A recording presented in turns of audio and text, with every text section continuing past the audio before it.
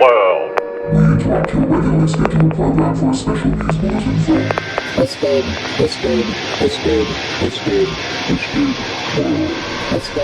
World. What up, Twisted World? We're back. Here with my boys, as always, Cody and Andy. What up, guys? What up, guys? Hey, so before we get into our topic and everything, everything with podcasts going on with Joe Rogan, and I just find it really comical. You got these old singers that I've never even heard about. I called him Neil Diamond, but I guess it's not Neil Diamond. It's Neil Young. Yeah. I thought they were one and the same person. I don't know. I've never listened to any of this stuff. Mad disrespect to Neil Diamond. Okay. Oh, my apologies. That's Sorry, cool. Neil Diamond, if you're listening. So Neil Dung. There's three Neils? There's three. There is three. Neil Dung, Diamond, and Young? Young, Diamond, Dung? I'm not sure. Oh, So, stop. Neil Young, he's like, hey, I'm going to pull all my music off if you guys don't ban him. And so Joe Rogan's still around. Yeah. Yeah, Hooray well, for Joe we were Rogan. just cracking up. Like, I'm wondering how many people actually go on there to listen to Neil Young music. And Joe Rogan's got like 11.6 million people that listen to him daily. Current I'm listeners, sure Spotify's like in the room going, let's do the numbers on this, people. Never mind. We're good. But yep, I just ran the numbers. Yeah. It's like The Office. Wait, Like, can you crunch them again? How do you spell that? Brunch. Is it with an IE or an EL? EI. I'm confused. Either way. Either way. I've ran them both. I've ran them both. Can we combine those? Yeah. It's still not worth it. Doesn't even happen. Yeah, I mean, Like- it's Like, I'm really crazy. I'm really curious if we could pull up how many downloads Neil Young actually gets in comparison to what I don't know. Rogan does Like, on his he's every part episode. he was a member of Crosby, Stills, and Nash and Young. Like, there's that. Oh, I guess it was a okay. band, whatever. This is before my at time. one point he was and I'm big. sure- I get it, but this is 2022. Well, he like, started something, right? Like everything else, and he started something, and now you have a bunch of other artists pulling their music off. oh, That's I completely didn't catch that part. up to Yeah. Spotify. Yeah, like I saw Indie Reed's like pulling her music off. There's Ugh. it's because it's a wave now, right? And he came out and apologized. But I don't even regardless know of what you Rogan did. I Well, just caught. apparently, I didn't want to jump into all the tabloid garbage. Apparently, all this started with him putting out controversial misinformation for COVID vaccine. Oh, gotcha. Now, regardless if you believe that or not, like I'm not going to get into that, but that's where this all started, and now it's turned into he's also a racist. So, Yeah. Newsflash: Joe Rogan is racist. Is COVID a new race? Did I miss something? no, I don't. It's a separate thing. People are just like, let's get him banned. They're and just so they trying to get him canceled as fast as possible. The only thing, here's the thing though, is that I've learned, when you have 11.6 million people listening to you on a daily basis, like Spotify only sees one color, and that's green. Yeah. They don't care about anything else. And I'm sure, nowadays everybody's trying to get everybody canceled. Well, But I'm like, how do you cancel that? That's their platform. I just want to run it real back, just a base comparison. There was an individual who still pretty big today, who was on, I think, CBS or NBC or something like that, and all these big stars were like, "Hey, if you don't get rid of this guy," and so they finally yeah, he's way too much, get rid of him. And then Sirius and XM gives them a show, and millions and millions. You talking later, about Howard Stern? Yeah, Yeah. like all these big. I bet you they're kicking themselves. They're like, why do we listen to these people that are nothing? And now it's like just took over the airwaves. I believe it went to one of the most listened to shows of Just all blew times, up. and it just blew up. It was crazy. But yeah, no, I mean, regardless of what you believe or not, like we have freedom to speech. yes, What I found crazy was, and I don't want to get too political on all this, is that the First Amendment protects people from that, right? You have the ability to speak. speak your mind. The White House and the president shouldn't get involved in that, but they were talking about it all in their press conference. Like they're trying to push Spotify to do something about this. And I'm like, man, this dude's over here just trying to talk. And really, I don't know. I don't listen to his podcast a lot, right? Because he uses language. It's not really my thing. But a lot of his content is just about giving people alternative information that they're not getting from the mainstream media, right? And I don't want this episode to turn into that. No. But that's what this is about. It was really about a guy trying to get additional information out there. And We're going to talk about cool stuff. Yeah. That was Yeah. I was waiting for it to come, but it didn't come there. Oh, no. The segue. Can we stop? Hey, The segues hey, can on we this. change our intro music to Neil Young though? Can we do that? Probably Just not. one time? He'll probably pull it off after you heard what I just said. You called him Neil Dung. I'm sure he's not going to let us use his music now.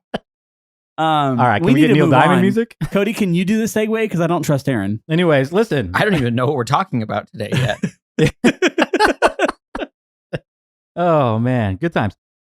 So we picked a missing air flight, and then so I go to do some research, and I found that there's a multitude of these things, all different sorts, and we're gonna talk about Flight 370 specifically, one of the most current, Malaysia, the Malaysia flight. Malaysia one.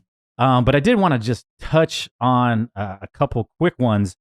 You guys know in 1955 there's this one that's out there, and it sounds very satirical, but supposedly this flight, in 1955, flight I think 914, it disappeared. It took off, disappeared, and then reappeared 30 years later. Legit. Yeah. How did that happen? I have no idea. Time travel? Sounds like that TV show.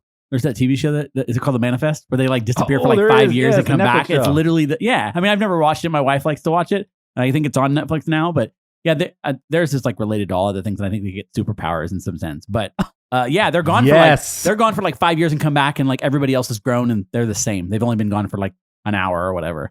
Oh yeah, when you read this stuff, you read some that intrigues me. I'm totally down to talk about time travel on an airplane in 30 years ago. Imagine being on that plane, like when you would be the same age, right? If it's time travel, you just come back, you're the same age. I mean, that'd be pretty dope. Well, that's what I mean. The articles were like, oh yeah, the pilot's like, hey, this is flight 914. We're gonna land, and they're like, flight 914 would, where what? Because they're supposedly landed in like Caracas or something like that, and they were like, hey, what? And he was like, yeah, and they told him what year it was, and this whole big mess. But I don't know. It was a tabloid magazine that started this, right? So, but there are some believers out there, by the way. There are some believers, and there's some believers that there's a government cover-up.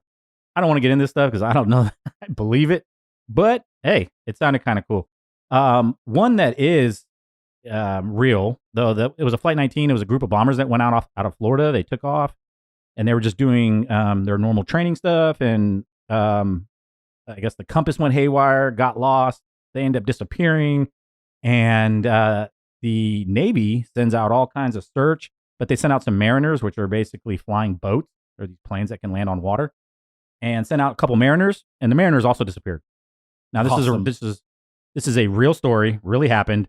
They sent out boats, actually 300 boats, to search for both the Flight 19, which is the two bombers or multiple bombers, and the mariners. Combed over 300,000 square miles and found nothing. So thought that was kind of cool. But no lie, when I was researching this, I think Cody was the one that sent us the name of the flight. He's like, let's look at this one. So we look it up. It's Malaysia 370. 370. I started watching videos and everything on it. I mean, no lie, every single one of the videos that I watched had 5 or 6 other flights that had similar scenarios, and they would reference them. And I was like, shoot, man, you can have 1,000 episodes on different flights. But these ones are just like honorable mention because today is about Malaysia 370. 370. So why don't you kick it off? Tell us the scenario. Tell us what happened. So we have a Boeing 777, which is, I believe, the largest passenger airplane there is. It was going to be, it had 227 passengers, men, women, and children. There was 2 pilots. There was one that was on basically his last flight of training. And then there was a highly decorated advanced pilot, Zahir Ahmad Shah.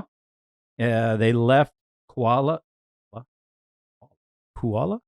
I don't know. Lumpur. We'll just call Lumpur. Headed for Beijing on March 2014. So this flight took off, heading to Beijing, and it was at this point, air traffic control was going to be handing it off to the Vietnamese air traffic control on their way there, and during this process, it disappeared. So that is the backstory of the Malaysian Flight 370. We're going to get into some details. We're going to talk about some of the things that make it very mysterious, some of the things that transpired. There is stuff that has come out in detail, and we'll get into that. But the big picture here is that this large flight with 270 passengers, like I said? 227. 227 passengers took off from Malaysia, headed to Beijing, and disappeared. So, real quick on this. This flight was a daily flight. This was a flight. This was actually it flew out at like midnight, if I believe that's when it left. But this this particular plane and this flight path was something that happened over and over and over and over and over and over on the same day. And they did this continuously. It was from Beijing, and they had 2 different transponder towers that they had to communicate with, and they would go back and forth over the South China Sea. So this flight is like, for a pilot, I think we said that the pilot was like 55. He had thousands and thousands and thousands of hours of flight time. I know you mentioned that the co-pilot, he's the first officer. He is a licensed pilot. He's already done with his training, but he was at 3,000 hours. Yeah. So he had been flying for some time. So both these guys are very experienced, different ages, but both very experienced with flying. And so the conditions that night, there were no weather conditions that night. No. And again, let's recap something. This is 2014. If you took off on a plane in like 1975, you probably prayed a whole lot through the entire flight that you were not going to disappear, right? Because technology just wasn't what it is today. This is 2014. This is a highly technological plane, and it takes off and disappears. So, as Andy put it, again, one of the pilots was highly decorated. In fact, I believe he had like part of his house. It said he had like multiple houses, so they must pay them well. But one of his main house had a dedicated room that was a full-size simulator. Yeah, so he actually had a YouTube channel. I went and found it. There's a YouTube channel of his trainings, and what he would do is he had Microsoft Flight Simulator on. He had multiple monitors and all the gauges up on the monitor. So he was legit teaching people like how to fly planes and what to do in this situation. And so he was very, very experienced, and he was even a teacher at that point, teaching people, the younger generation, on how to fly. I would assume in Malaysia in this time, there's not a lot of people that get to the point where they're able to fly. So I'm assuming that this dude was paid very, very well, because I'm sure it's not populated with a lot of people that get to that level of being a pilot. I don't know if he had any military background or anything like that, but I just know that he had been doing this for like some 20 to 30 years. So some of the strange occurrences that took place.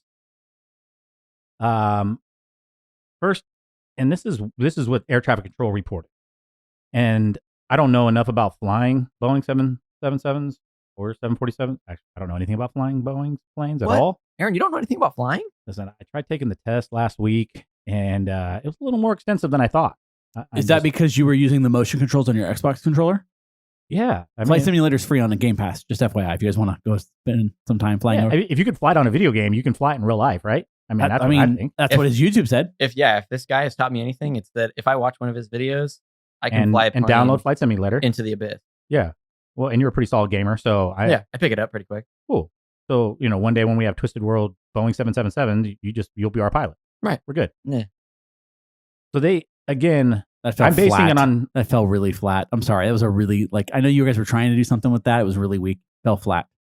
I was just speaking our future. Yeah. I'm not piloting anything. If I'm pirate jetting, or if I'm going to pirate jet it, I'm going to sit in my recliner in the back and sleep. Andy has this ongoing fetish with pirating stuff. I'm a Raider fan, so it's there, right? I wouldn't have claimed that. So listen, the flight traffic control stated that he radioed in saying that he was leveling out at 35,000 feet. Basically saying that he should have been radioing saying that he was taking off from 35,000 feet, meaning that he should have been leaving 35,000 feet to go higher. That's what it said. They said they said it should have not said leveling at, but departing from. They said, so the words that he used, first and foremost, were a little strange. So when he took off, he wasn't at 35,000. So he took off, got to 35,000 feet, and he said he was leveling out at 35,000 feet. So they're supposed to report when they ascend at certain, at certain heights. Yeah. And they said he should have said he was departing from 35,000 feet, and as opposed to he said he was level at 35,000 feet. And then, but then again, at around the South China Sea, he reported again the plane's level at the same level. And so again, they same said, wording. I'm leveled at 35,000. Yes, exact same wording. So again, now he's reported it a little further along. I'm leveled at 35,000 feet. So they already said that. Again, I don't know enough about this stuff, but according to them, that was strange in itself. Then we have the incident where the Lumpur Center radioed saying good night with their frequency code.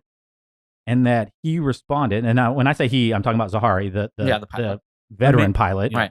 He responded, radioed back saying good night, and that was it. They're supposed to actually say the frequency back. Correct. The main reason that they're saying goodnight is not because of the time, but because he had reached the limit of their frequency, and he was supposed to move over to the other up tower. I think, the Vietnamese. He was going into their airspace, and he needed to be able to communicate the frequency with them.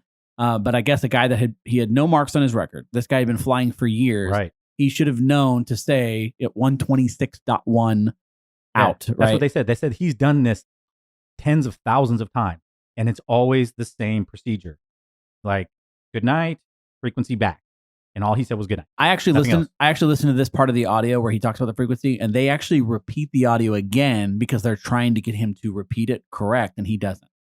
So they say the exact same phrase again, and he just repeats Moss 370 out. Yeah. Good night. Yeah. He doesn't say the frequency. So I found it odd that the air traffic controllers, like, they recognize the issue or the error, and they're like, okay, we're going to say it again. Maybe you didn't hear us. And he just says it again. Malaysia 370, good night.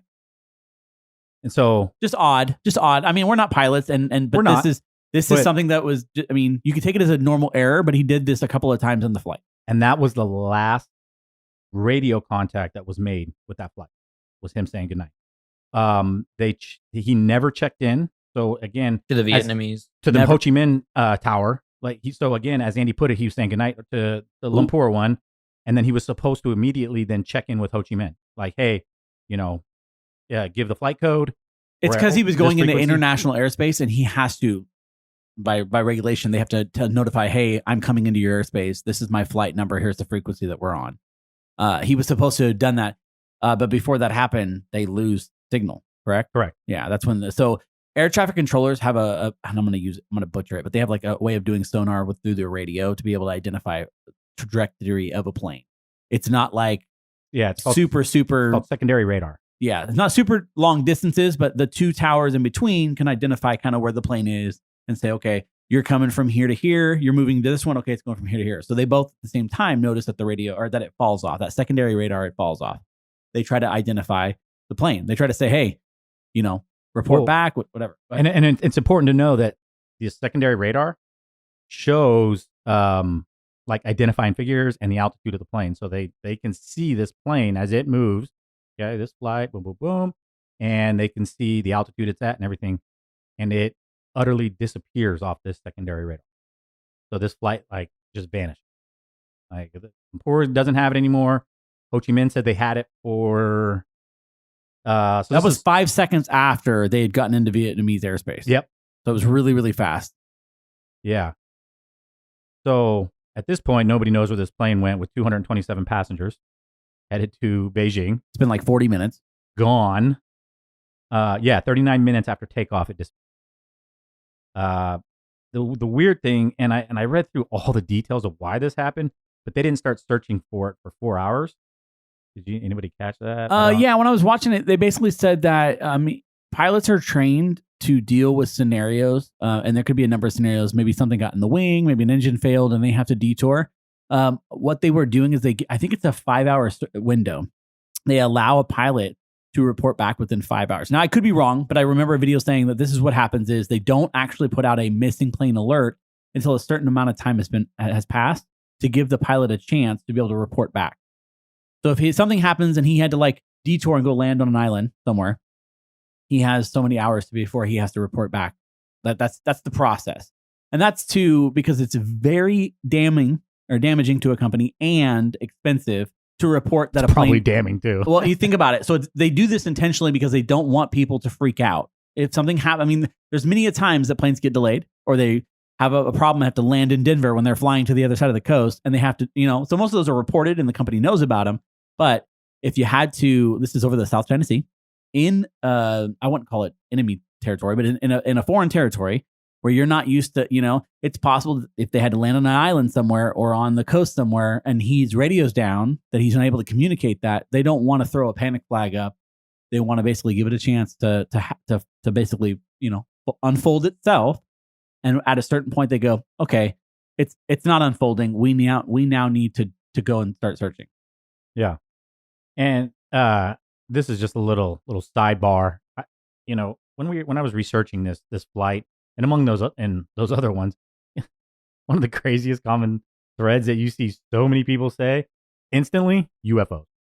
I've UFOs. always, it's just like if you read this stuff, you're like, people are like, yeah, they were there, and the UFO came in and took them, and it's like, Why is that the most logical? because they've been watching Close Encounters of the Third Kind or whatever, like, you know, that movie that something like that transpired. I just don't feel like there's know. easier ways to get people. Like, let's catch him in the middle of flight after they just reported that they're about to go off radio. Like, sweet.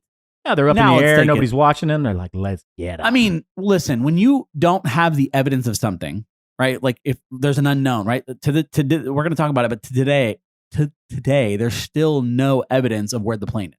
Right. We have some, but not the plane. And because you don't have the plane, you don't have the black box. You have absolutely no idea None. what happened. Yeah. Now, there's a little bit of evidence as to what happened and kind of where it possibly landed, but we've never found the plane. And so because of that, mystery ensues. And when mystery ensues, people like to go for the oddest outcome. Like instantly. Like, hey, Zahari had Reese's Pieces in his pocket and E.T. was coming for it. I mean, just automatic off top. Like, I just don't understand. Why do we always go to UFOs? On all of these, literally the first thing, boom, UFOs. So with the radars, we know that the secondary radar dropped off and that it, again, completely gone off of both. The primary radar, which had the pings, that, I guess, dropped first, and then a little bit later was secondary. My understanding, correct? Correct. And then with that being said, so they sent out 34 ships, 28 aircraft, and 7 different countries to search for this plane. Yeah, I don't want to get too far ahead on this because there's a lot of as to why that much was put out there. Okay, so before we go into that, again, traffic towers have radar that go to a certain distance, and they're kind of limited in that fact, right? So once it fell off and the distance that they had traveled, that was kind of it. The military, on the other bases, had a lot better technology, and they were able to discern that the radio ended up coming back on.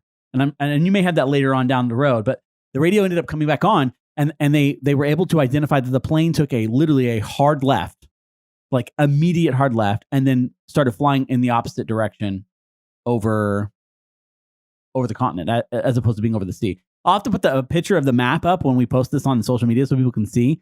But he legit is flying from South Singapore area up into Beijing, takes a hard left, and then goes. Yeah. I was trying to read here. Yeah. So I guess when they pulled the radar records, salvaged from the air traffic control computers, and it was corroborated by secret Malaysian Air Force, showed that as soon as MH370 disappeared from secondary radar, it turned sharply to the southwest, flew back across the Malay Peninsula, and banked around the island of Penang. From there, it flew northwest up the Strait of Malacca and out across the Andaman Sea, and then disappeared. So it like did this big loop. Yeah, and then so flipped back around to go north. Hard left, went west across the continent, hung a little like short, like right turn around that island. That island actually becomes important later on, and I'll explain why. Took a sharp, like a right turn around the island, flew out and took 2 more turns, and then flew like it was flying south towards Australia, just in the middle of the open ocean and Indian Ocean, right? So the way that they identify this is because that secondary radar, which you're referencing the air traffic controllers, but the military boats and the bases that were in the area were what were able to identify this pattern, this path. And then they were able to say, okay, this is the most logical path based on the frequency we receive back. They try to communicate with SATCOM. SATCOM was off. Now, based on the information that was in the investigation by the military or the Malaysian secret service, whatever, secret police, Secret Air Force. what they were saying is, Does that mean there's a regular Air Force and they're just not cool enough to get in the secret like, one? These are like the deep Air Force guys. what they were saying. You guys are killing me. They're like, hey, Is it don't secret get the when you- regular ones, get the deep secret ones. Is it secret when you write the word secret? I don't. Like, that's my question. Like, I saw that they had like a letterhead and it said Malaysia Secret Police, and I thought, Yeah, why are you? Why? You're no I longer- guess we do Secret Service, right? yeah. Okay. But I mean, but back to what Cody's saying, if like we you had- got if regular Air Force, and then Yes. what do these guys do? Well, they just sit in better chairs. But the the thing about it, the Secret Service was just the service.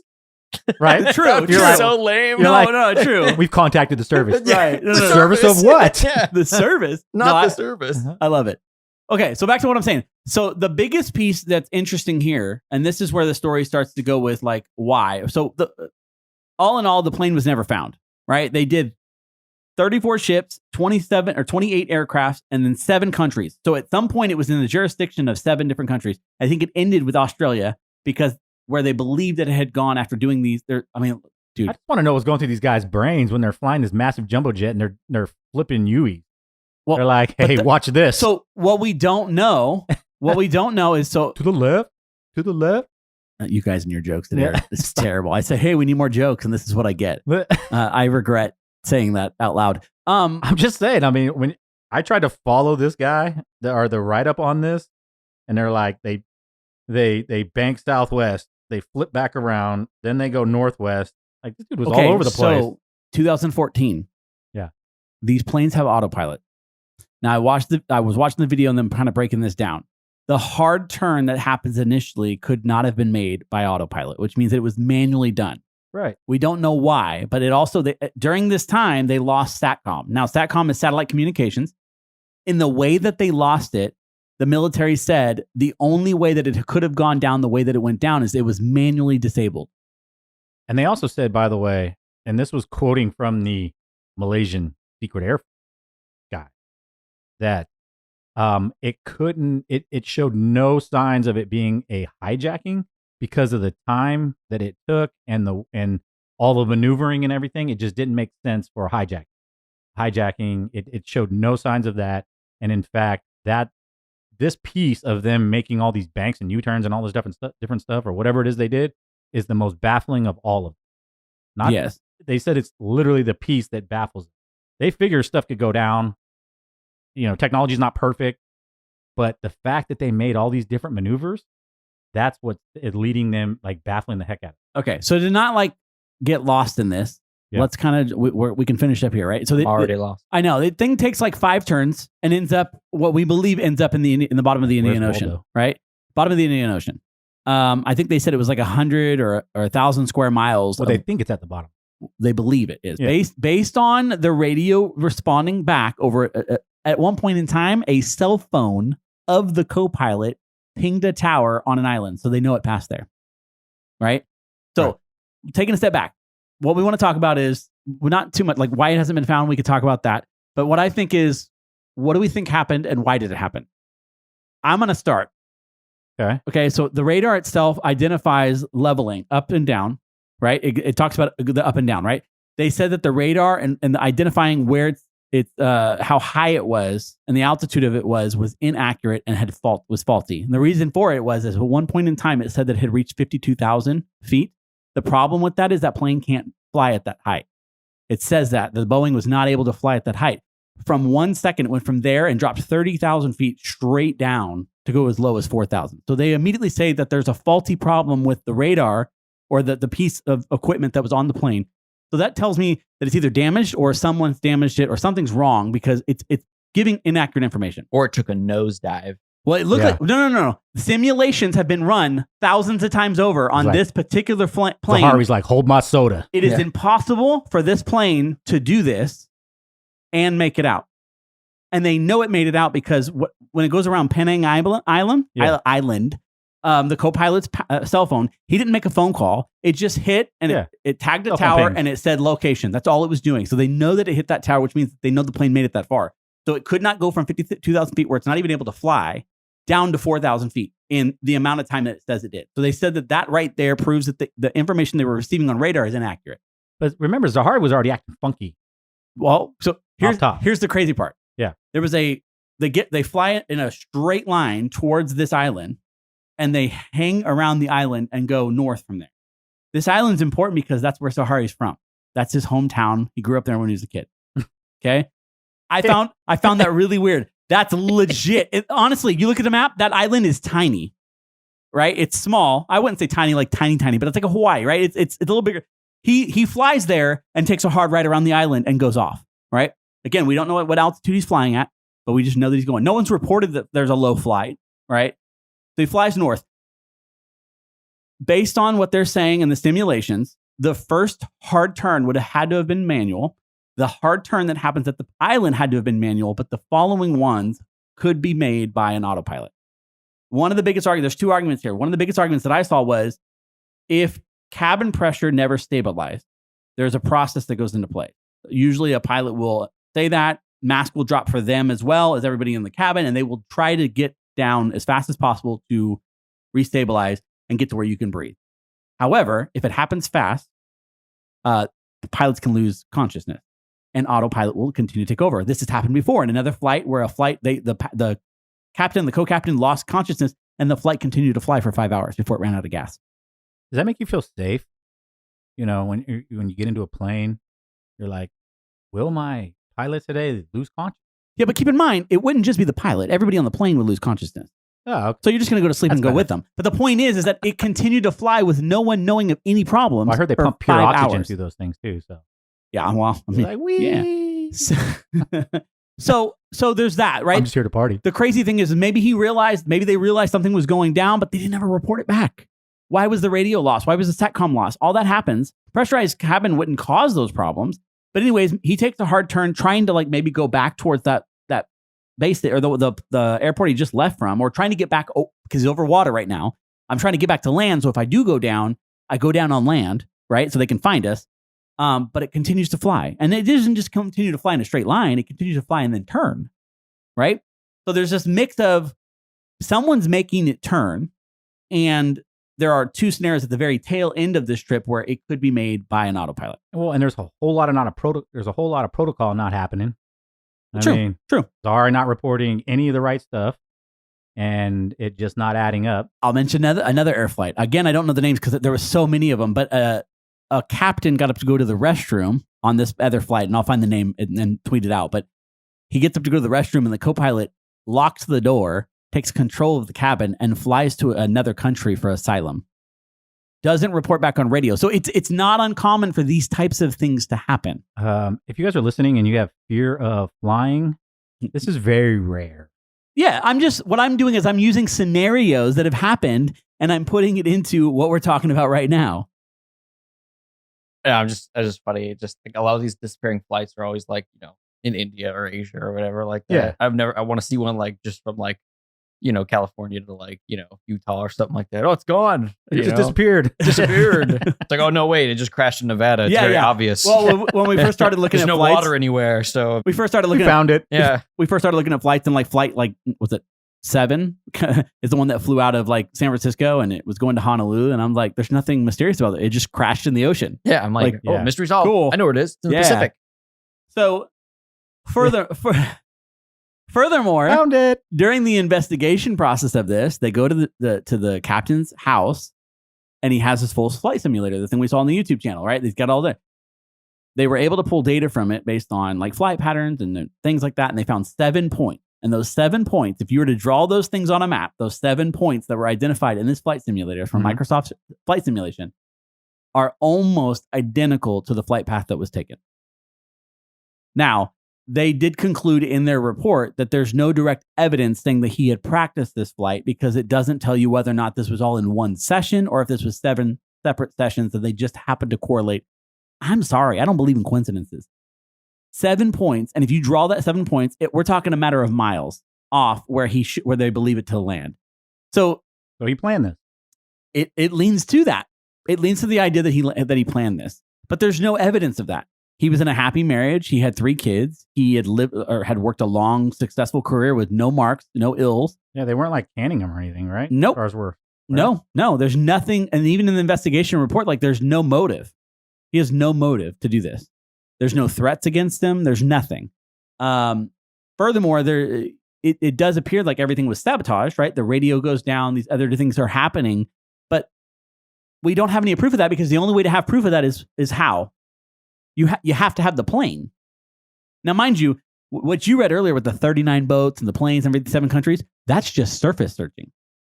There have been multiple years of different countries and different companies, even private companies, going out and scouring millions of square miles under the ocean trying to find this plane, and they can't find it. The only thing that we have of any proof that a plane went into the ocean is, I think that was 2017, a partial piece of a wing was found on a small island in the Indian Ocean. And then a French island of Reunion. Right. Reunion. So they investigate it and they look at this, and the serial number on the inside of the wing matches the flight. So that tells me that the plane went in the ocean, or at least close to it. What? Or, oh my gosh. Well, no. No. Planted. There's also a conspiracy that it went inland, and it went to another country for asylum or whatever reason, and that this is all being planted as evidence. They took the plane apart, went down, and because what ended up happening is they searched, said, okay, if this one's been found here, there has to be more. So they started searching the coastal lines of the Indian Ocean, which touches like 14 different countries or something like that, right? And they found 50 pieces of plane. All with serial numbers on it? No. So they were able to identify that I think 46 of them were identifiable to that type of plane. 3 were confirmed from Malaysia's plane, from that particular plane. And then there were like 8 or 9 that were like not able to be identified at all. These Asian air flights, I mean, there's probably 1,000 of them that crash a year. So, I mean, I'm going to go with they probably don't belong. I mean, I know they found the one with the serial numbers. I saw that. They found 3 that were with serial numbers. But there's these other pieces that they found. There's no true tie, right? There are true ties to a Boeing 777. They all have, and there's actually an image where you can see each piece in red on the plane. I think 48 of the pieces found were identifiable to a Boeing 777. So only 3 were confirmed Malaysian 370. And I think there were 8 additional that were unidentifiable, meaning that they had burn damages and too much corrosion to be able to tell what it was. So Zahari had it going on. Maybe he was like on the verge of retiring, and he just had one of those breaks where he's like, this is all I know. The rep. I mean, he has YouTube videos. He has multiple houses, happy marriage, all this stuff going on.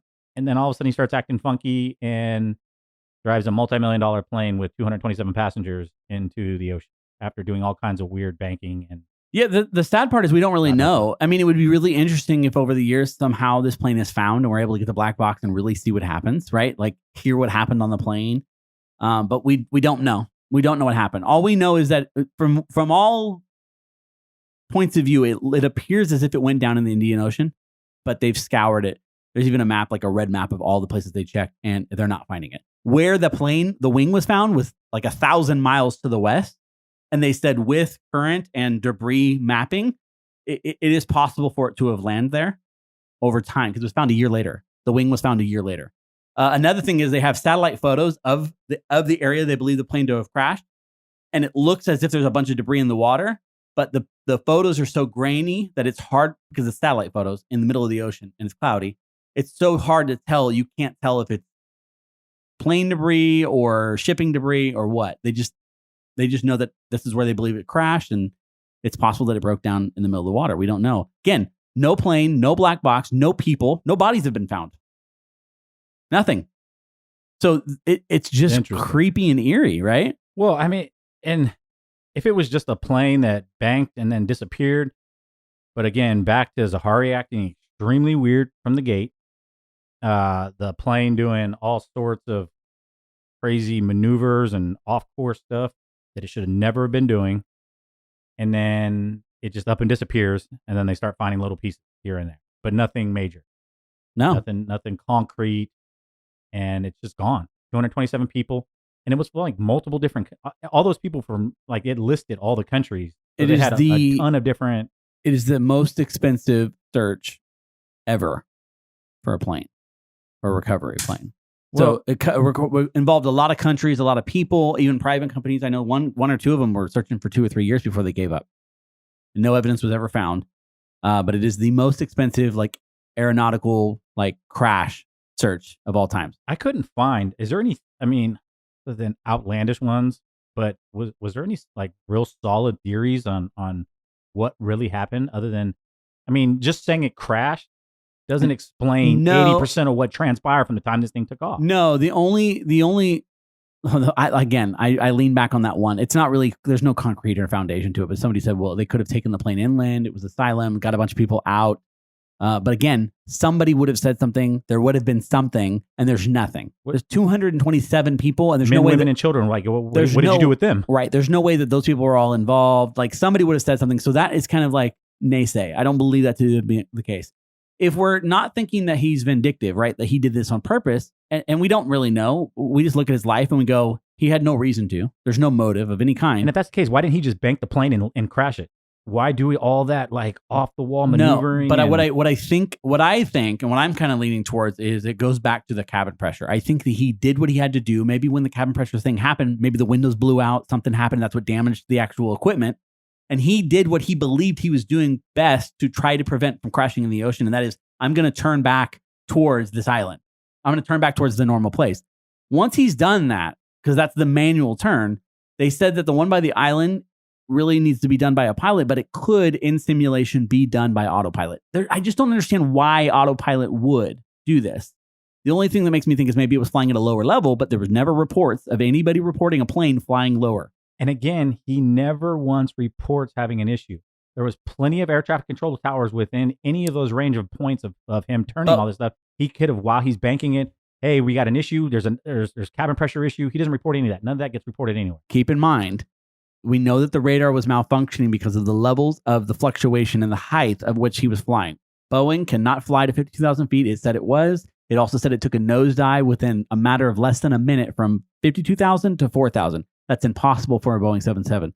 There was over, I think, 1,200 engineers that were piloting these things on simulation saying it's impossible for the plane to have done that. So that tells me the radar was already malfunctioning. Second is, we know SATCOM was down and it was taken down manually, which means that if an explosion or something did happen in the cockpit, because there has been another Malaysian flight that happened years before this that had a spark that caused a fire in the cabin. So we do know that it's possible for planes to have these problems. They're supposed to be maintained, but it happens. Dude, what is up with these Asian flights? Bro? Again, this is I'm why not leaving the U.S. This is why you need, or they're it could have been hijacked, and Well, there they could have said been some scuffle going on. didn't we rule out hijacking? Well, a couple things. Remember, since 9/11 happened, they have the door that goes into the cockpit is now like a million times more secure than it ever was, and that was on all planes, right, to ensure that you couldn't take over the plane. And then the other thing was they said that all that banking that took place, it took more than an hour to do it, so it didn't show signs of a struggle, of any kind of struggle. I just, it's a tragedy what happened because there's 227. I mean, they said that they have memorials for these people. Yeah, every year. I mean, like I said, men, women, children, people lost spouses, like tons of loved ones lost. I'm glad Fox News didn't get their hands on it and make a mockery of it like they did Flight 214. But because that would have just been, I don't know. I just think it goes back to say that I think the most plausible scenario is the cabin pressure loss. There was damage to the equipment during that incident. He's reacting. A black box would actually show him trying to communicate if this were the case, right? Because even if communications are lost, black box records everything that happens on the plane. So if they were to find it, we could get a little bit more of what happened, and maybe he did try his best to get. See, my thought is he turns to go back towards the mainland, right, and then loses consciousness, and at that point, everybody's passed out, and the plane flies until it runs out of gas. That's the flight path. The only thing that I find odd is the 7 points on his simulator at home. It almost it's eerie. It's eerie. The pattern that again the beginning stuff, the not responding correctly with the frequencies. It's midnight. Maybe he's tired. I agree. But I mean, to say that people aren't probably flown this. I'm just saying to say that people aren't incapable of errors. You're right. But like you said, they came back at him to try to get him to do what was correct based on protocol. Also, the whole leveled out 35,000 feet when the reports state he should have said departing from 35,000. So I don't know, I have a clue because I don't fly large jumbo jets, but this is what the Malaysian Secret Air Force report said as they sat in their large, luxurious chairs. Yes. Secret chairs.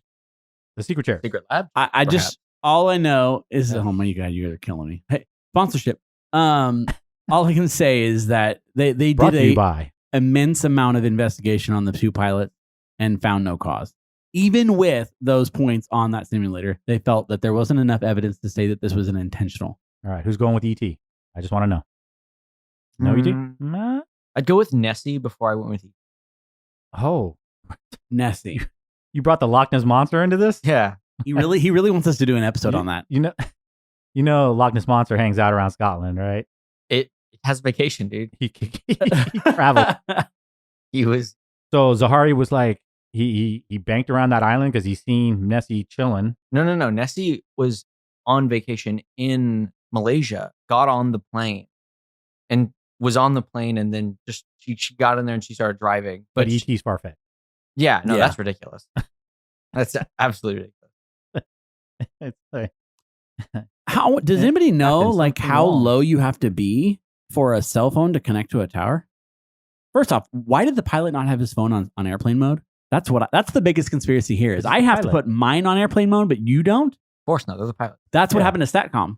He had his airplane mode off, playing some Angry Birds with his friends, and there you go. well, it's just like the undercover guys that get to carry their guns on the plane. How come I don't?